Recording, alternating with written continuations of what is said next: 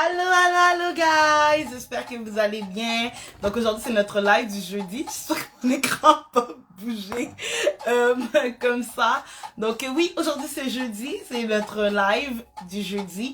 Donc, aujourd'hui, on va vraiment beaucoup parler de l'importance d'avoir un environnement de travail sain.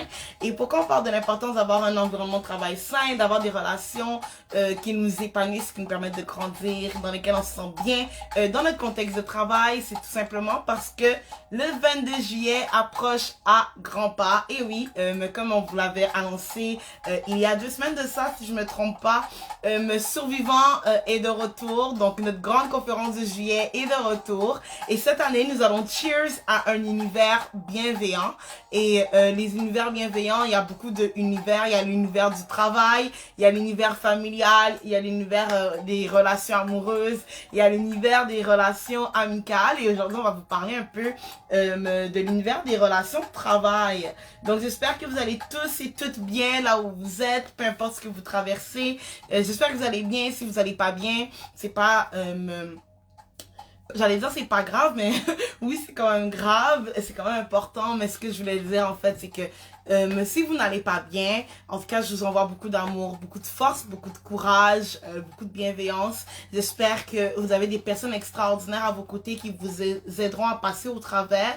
Et si vous en avez pas, n'hésitez pas à nous écrire, n'hésitez pas à nous DM, n'hésitez pas à nous contacter. Ça nous ferait un plaisir de discuter avec vous. Si vous avez besoin de connaître des ressources qui sont à votre portée en cas de trouble, n'hésitez pas aussi à nous laisser savoir. Ça nous ferait vraiment un plaisir de vous appuyer, de vous soutenir là-dedans parce que nous sommes appelés à survivre ensemble. Et c'est pour ça que cette année, on croit que c'est encore beaucoup plus important de survivre ensemble en apprenant ensemble comment se construire l'univers bienveillant que nous méritons. Alors oui, j'ai dit qu'on va parler de travail. Oui, parce que on est beaucoup à être sur le marché du travail et je sais qu'avant, il y avait la vieille idée que au travail, c'est un endroit où est-ce que tu n'es pas supposé être toi-même à 100%. C'est un endroit où est-ce que tu fais semblant pour t'accommoder aux besoins, t'accommoder à ce que les gens attendent et veulent de toi. Au travail, tu viens et tu agis un peu comme un robot. Tu mets le masque qu'ils veulent que tu portes et puis tu produis. Puis à la fin de la journée, tu rentres chez toi puis tu es toi-même. Mais le travail, c'est un peu comme l'école.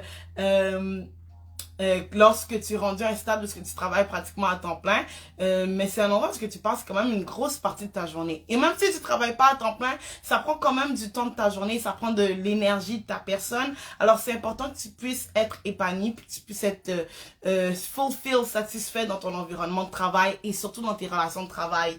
Donc je vais vous raconter 2 petites anecdotes qui me sont arrivées. Pour moi, ma part, la première anecdote. Donc ça, c'est quand j'avais 18 ans. J'étais encore jeune.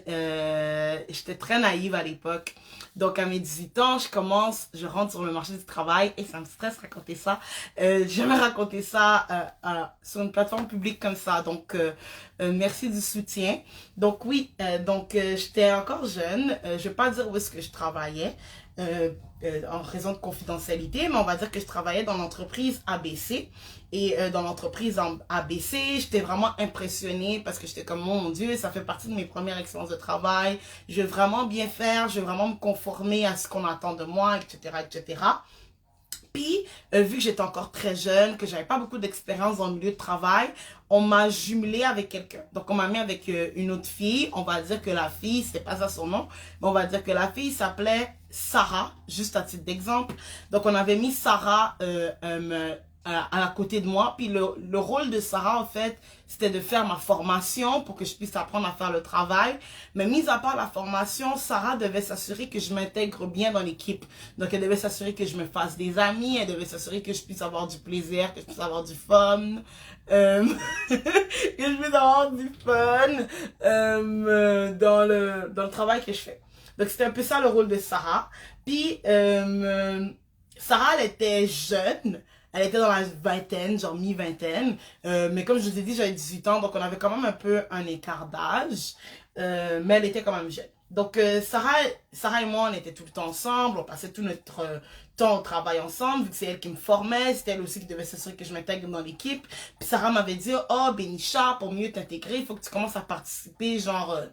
au dîner d'équipe, nous, tous les jeunes, genre, parce que, tu sais, vous savez que le travail, il y a plusieurs tranches d'âge, tous les jeunes, à midi, on va dans le parc à côté, on mange ensemble, on pique-nique ensemble, des fois, on va aussi se promener dans tel endroit, tel endroit, tel endroit, pour aller manger dans tel resto. Donc, j'avais dit, OK. Puis c'est sûr que moi, je suis quelqu'un qui est quand même un peu timide, puis qui prend du temps à m'ouvrir aux gens. Mais Sarah et moi, j'avais l'impression que ça avait quand même cliqué parce que quand on était seul à seul, Sarah, elle était super gentille avec moi. Elle était vraiment attentive à mes besoins. Elle était toujours, si t'as besoin de quelque chose, si t'as besoin d'aide, I'm here for you. Tu sais, elle me parlait de son gars, elle me parlait des trucs avec son chum, elle me parlait de ses niaiseries de quand elle était étudiante. Donc, moi, je voyais que c'était une relation un peu plus amicale qu'une relation collègue de travail.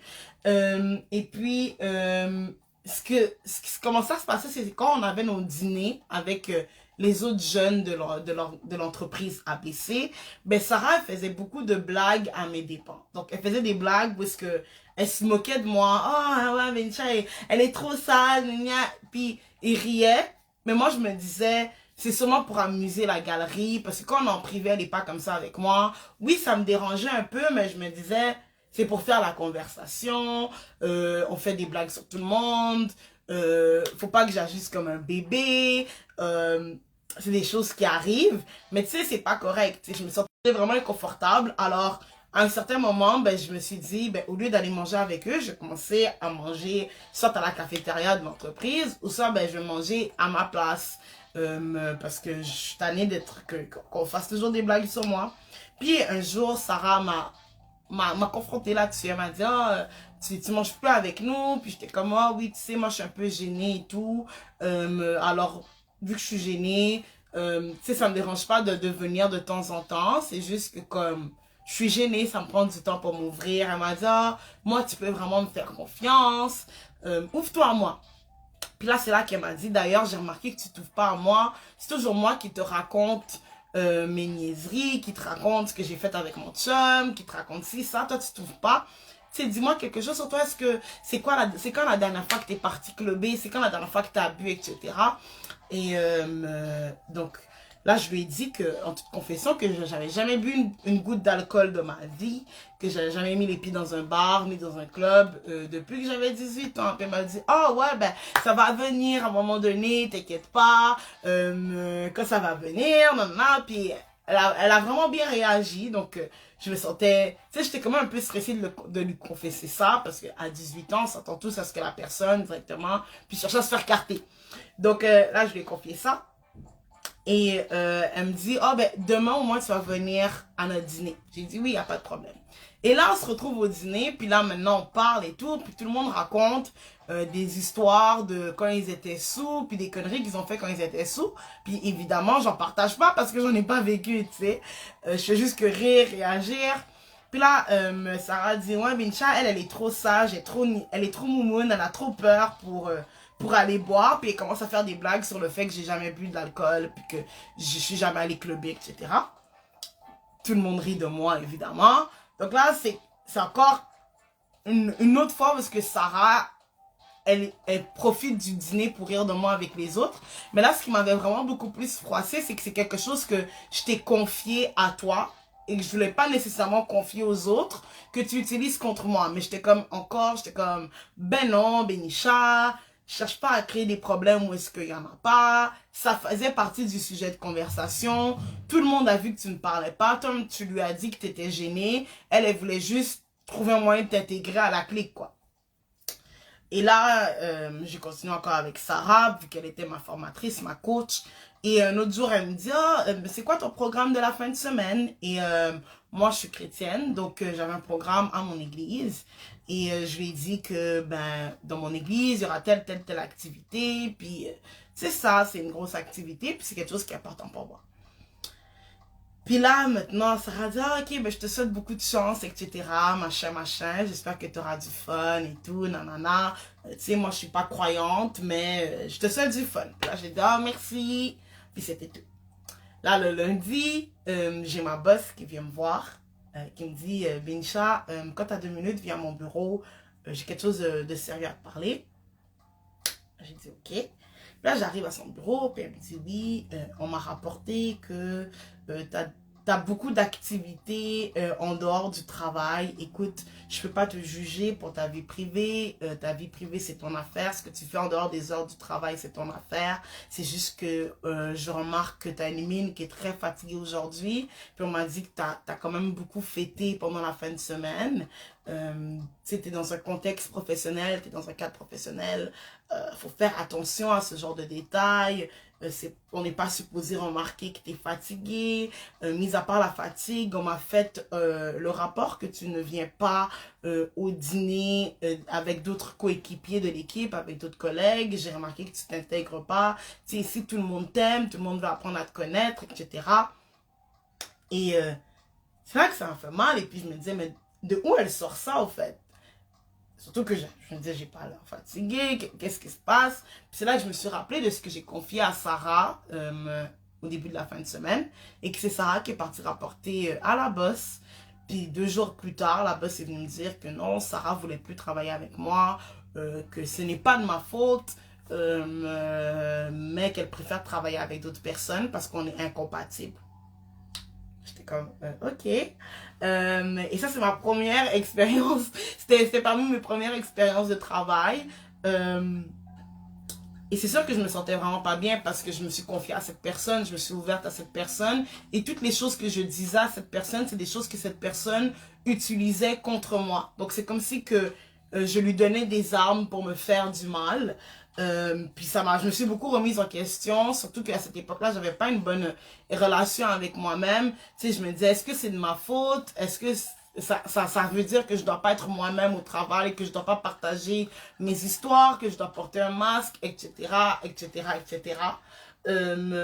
Ça fait partie des premières expériences de travail que j'avais eues, puis c'était vraiment pas le fun, je me sentais pas bien parce que tout le monde se moquait de moi, ben tout le monde. Tous les gens avec qui j'entretenais une certaine relation puis que je parlais, ils se moquaient de moi. Je veux dire, après que ma boss m'a dit que Sarah voulait plus travailler avec moi, ben tu sais, c'est comme tout le groupe de jeunes avec qui j'avais l'habitude de dîner, je pouvais pas dîner avec eux. Donc c'était comme si je recommençais dans l'entreprise à zéro, puis que je devais encore une fois me recommencer à chercher à me faire des amis, etc., faire mes preuves, etc.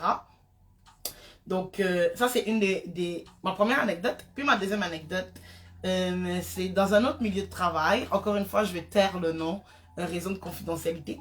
Puis dans ce milieu de travail-là, j'étais avec un boss qui, niveau tranche d'âge, on avait presque le même niveau de tranche d'âge. Puis, il était un homme. Et il me faisait quand même beaucoup de propos qui peuvent être considérés comme... il me disait beaucoup de propos qui étaient vraiment désobligeants. Beaucoup de propos qui ça se disait pas. Je veux dire, il m'insultait beaucoup. Je veux dire, c'était du genre, on va dire que moi, ma responsabilité dans l'équipe, c'était... on va dire que moi, ma responsabilité dans l'équipe, c'était de compter tous les crayons. Puis que vu que lui, il est mon boss, ben... Tu sais, lui devait avoir le rapport de combien de crayons à mine on a, de combien de stylos, combien de surligneurs, etc., etc. Ben lui, ce qu'il faisait, c'est que, en fait, il voulait que ce soit moi qui fasse son travail à sa place. Donc lui, il doit avoir le rapport de combien il y a de crayons à mine, de stylos puis de surligneurs. Mais moi, ma job, c'est juste de savoir combien il y a de crayons à mine. Fait que, tu sais, j'allais compter le nombre de crayons à mine, puis je lui disais, il y a autant de crayons à mine. Puis là, lui, il allait voir le boss, puis il allait juste parler des crayons à mine. Puis le boss allait dire, mais t'es censé parler des crayons à mine, des stylos puis des surligneurs. Puis il allait venir vers moi, puis il allait me dire, ben tu sais, si le boss m'a chié dessus, c'est de ta faute à toi, Benisha, parce que t'es conne, parce que t'es incompétente. Puis là, il allait m'insulter, puis il allait me dire que, tu sais, lui, c'est le meilleur dans son domaine, puis etc., etc. Donc, c'était vraiment beaucoup de gaslighting qu'il me faisait. Le gaslighting qui est une technique de manipulation dans laquelle, quand c'est quelque chose dont tu es responsable, tu essayes de faire croire à la personne que c'est pas toi le responsable, mais que c'est elle. Puis c'est beaucoup de ça qui me faisait, beaucoup de manipulation. Il m'insultait vraiment beaucoup, il me disait beaucoup de propos, comme j'ai dit, qui ne se disaient pas, des choses qui ne se disaient pas, ce qui me faisait que j'étais vraiment confortable là-dedans. Mais encore une fois, c'était un milieu de travail et j'avais vraiment la croyance qui est une vieille croyance que quand tu es au travail, tu sais, tu viens pour faire ta job, puis that's it. Après, tu rentres chez toi, tu fais ta vie, etc. Puis tu fais juste encaisser, assumer, mais non, c'est pas censé être comme ça. Le travail, comme pour toute relation d'ailleurs, t'es censé t'es censé être respecté dans ton milieu de travail, t'es censé être respecté dans tes relations, t'es censé euh, de recevoir, d'être respecté, d'être traité avec dignité, etc., etc. Puis c'est beaucoup de choses que comme je me disais non, c'est le travail. Et que si ça arrivait, je me disais, ben, c'est de ma faute, etc. Je savais pas comment tracer mes limites. Je savais pas comment m'affirmer et tout. Et c'est pour ça que quand j'ai commencé Survivant, c'était vraiment, mais vraiment important pour moi qu'on puisse avoir un environnement de travail qui était bienveillant. C'est-à-dire que en termes d'environnement de travail, où est-ce que chacun sente qu'il a sa place, parce que moi, à plusieurs reprises, comme vous pouvez voir dans les deux anecdotes que j'ai vécues, je ne sentais pas nécessairement que j'avais ma place dans mon milieu de travail, parce que j'avais un milieu de travail où on m'insultait, puis qu'on me disait que j'étais une conne, que j'étais une bonne à rien. Il y avait un autre milieu de travail où on m'insultait pas nécessairement, mais que les gens se moquaient de moi, puis se liguaient contre moi. Ce qui me faisait me demander, est-ce que j'ai vraiment ma place ici? Est-ce que je suis vraiment importante ici? Est-ce que mon travail est vraiment valorisé ici? Alors, à Survivant, c'était une valeur qui était vraiment importante pour moi, que chaque personne dans notre travail, dans notre équipe, puisse sentir qu'il a sa place, peu importe quelle est sa contribution, que ce soit une contribution d'un jour, une contribution d'une semaine, une contribution de 5 ans, mais peu importe le nombre de temps que tu investis, peu importe la tâche que tu as ta place, tu es important. Une autre chose que j'avais trouvé aussi importante, c'était de verbaliser ses émotions, parce que la transition, pourquoi ça avait été difficile, comme j'ai dit dans ma première anecdote, pour moi de me faire des amis, puis de m'adapter, puis mais surtout de dire ce que je ressens, parce que j'avais l'impression que il n'y avait pas vraiment un cadre qui me permettait de faire ça, tu sais, je veux dire, on communiquait soit par courriel, soit par... C'était un truc qui ressemblait à Teams dans le temps, mais c'est pas Teams, mais on communiquait par la plateforme de chat qu'il y avait au travail. Sinon, c'était le 30 minutes de pause au dîner, si je voulais y participer, puis that's it. Donc, j'avais pas vraiment un cadre pour faire comme, ah, excuse-moi, est-ce qu'on peut parler un peu à part, etc. Parce que j'avais du travail à faire, j'avais des tâches à faire. Donc, j'avais l'impression que j'avais pas nécessairement un espace sain qui me permettait de verbaliser mes émotions. Puis sinon, j'étais obligée d'aller dire à ma boss ou à mon boss, voilà, voilà. Puis tu sais, dans mon deuxième exemple, c'était mon boss qui était mon intimidateur. Donc, quand j'ai bâti Survivant, j'ai cru que c'était vraiment important et je crois encore que c'est important d'offrir un espace où est-ce qu'on peut verbaliser ses émotions. C'est pour ça qu'à Survivant, on a ce que j'appelle le cercle de parole, qui est quelque chose qu'on fait aux réunions. Puis je sais que au début, quand on avait commencé et bâti l'équipe, les gens trouvaient ça un peu bizarre, c'était un peu confortable, mais c'est quelque chose qui était tellement important pour moi, qu'à chaque réunion, chacun puisse dire des choses dont ils sont contents au niveau de l'équipe, au niveau de leurs relations, etc. Puis des choses qui les mettent un peu inconfortables, tu sais. Ça peut être autant au niveau de comment on fait les choses, de nos résultats, qu'à un niveau un peu plus personnel, ce qui a permis que les gens ont compris que il y avait une place à l'ouverture, puis il y avait une place au dialogue, qu'on a donné une importance, en fond, à la voix de chacun et chacune au sein de l'équipe. Une autre chose qui est vraiment importante pour nous en Survivant, c'est que le temps que tu investis avec nous, tu sens que c'est un temps qui est bien investi. Qu'est-ce que je veux dire par là? C'est que moi, je crois vraiment que le travail est censé être un milieu d'apprentissage dans lequel on se sent grandir, dans lequel on se sent évoluer en tant que personne, que je suis rentrée dans cet environnement de travail, j'étais au point A, puis je suis sortie de cet environnement de travail, je suis rendue au point E, tu sais. Donc, c'est quelque chose que je valorisais vraiment beaucoup et que je valorise encore beaucoup. Et c'est pour ça qu'à Survivant, nous, on demande vraiment...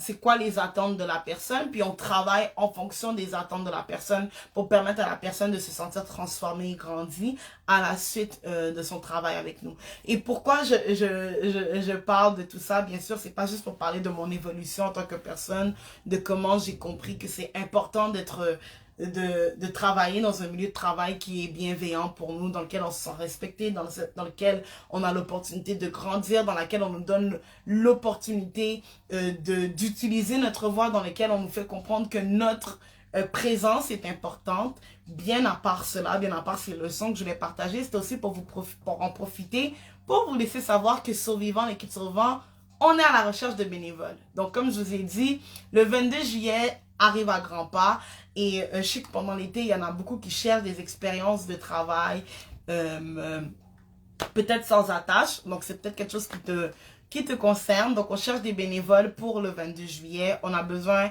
d'assistance, que ce soit au niveau de la préparation de la salle, que ce soit au niveau de l'accueil des participants. On a besoin de bénévoles aussi pour le service à la clientèle. C'est sûr que nous, tous les postes de bénévoles qui seront en fonction le 22 juillet, on vous offre une formation au préalable parce qu'on veut vous accompagner là-dedans. On veut que vous puissiez briller ce jour-là. Donc, pour que vous puissiez briller, on veut que vous ayez tous les outils à votre disposition. Donc, on vous offre une formation dans laquelle on vous explique quel est votre rôle et qu'on vous explique aussi comment exécuter ce rôle. Et puis, après la formation, il y a le jour J. Puis c'est sûr qu'après le jour J, on vous écrit une lettre de recommandation qui explique les tâches que vous avez faites ce jour-là, ainsi que comment nous avons trouvé votre performance. J'aime pas trop ce terme, mais comment on a trouvé votre performance en tant que bénévole le jour de l'événement. Donc, nous sommes à la recherche de bénévoles. Moi, pour ma part, c'est sûr que comme on a dit, on est vraiment ouvert au dialogue. On est ouvert aussi à l'apprentissage mutuel, autant de notre côté que de votre côté. On croit que chaque personne a quelque chose de beau, une belle contribution à apporter. Donc, venez pas ici en disant oui, bonjour, équipe Survivant, on est intéressé, en croyant qu'on va juste venir vous imposer des trucs. On veut que vous soyez à 100% vous-même dans le processus, mais que vous puissiez aussi à 100% avoir l'opportunité, l'occasion de devenir la meilleure version de vous-même. Donc oui, vos besoins sont les bienvenus, vos attentes sont les bienvenues. Donc si vous êtes intéressé de devenir bénévole à la prochaine conférence Survivant qui sera le 22 juillet 2023, juste nous écrire un message par sur notre page Instagram ou sur notre adresse courriel survivant avec un S @hotmail.com survivant avec un S @hotmail.com. Juste nous écrire que vous êtes intéressé à être bénévole. Les postes qui sont disponibles, comme j'ai dit, c'est vraiment tout ce qui touche au service à la clientèle, l'accueil des participants, l'assistance technique, donc ça peut être le PowerPoint, ça peut être le son.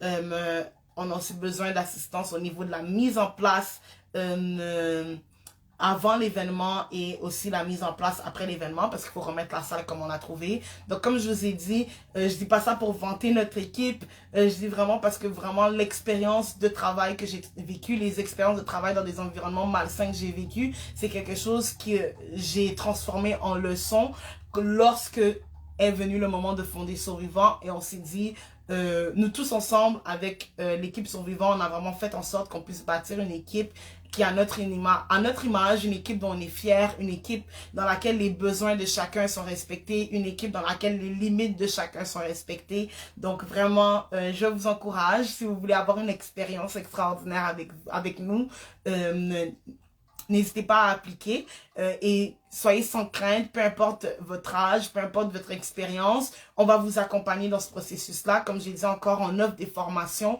pour vous permettre d'avoir tous les outils à votre disposition et on a toujours quelqu'un dans l'équipe qui est prêt ou prête à vous aider, vous soutenir dans votre tâche. Donc c'était ça pour le live d'aujourd'hui. J'espère que ce que j'ai partagé, ça vous a aidé d'une quelconque manière. Si vous avez vécu les mêmes choses que j'ai vécues dans mes deux anecdotes dans votre milieu de travail, ou si vous le vivez en ce moment, le conseil que je vous dirais que j'aurais aimé que quelqu'un dise à la Bénicha de 18 ans, c'est de ne pas avoir peur de speak up, de ne pas avoir peur de dire ce que tu ressens, parce que ce que tu ressens est valide. Te sentir inconfortable parce qu'on se moque de toi dans ton milieu de travail, c'est à 100% valide. Tu as le droit de te sentir confortable. C'est normal que tu te sentes inconfortable. Et n'hésite pas à en parler, n'hésite pas à t'affirmer là-dessus, n'hésite pas à confronter là-dessus. Si peut-être que tu te sens mal à l'aise de confronter, il y a toujours des ressources dans les différents environnements de travail qui te permettent de t'accompagner dans ce processus de confrontation dont tu peux avoir recours. Donc, n'hésite pas vraiment de te renseigner vraiment à ce sujet. Puis vous êtes des personnes extraordinaires. Peu importe ce que vous vivez, vous ne méritez, si vous vivez ce que j'ai vécu, une situation similaire à ce que j'ai vécu, vous ne méritez pas de le vivre parce que vous êtes tous et toutes appelés à vivre dans un univers qui est à 100% bienveillant. Donc, je vous envoie vraiment beaucoup d'amour. Et encore une fois, si vous voulez faire partie de l'équipe de survivants, ça nous fera vraiment plaisir de vous accueillir dans notre équipe.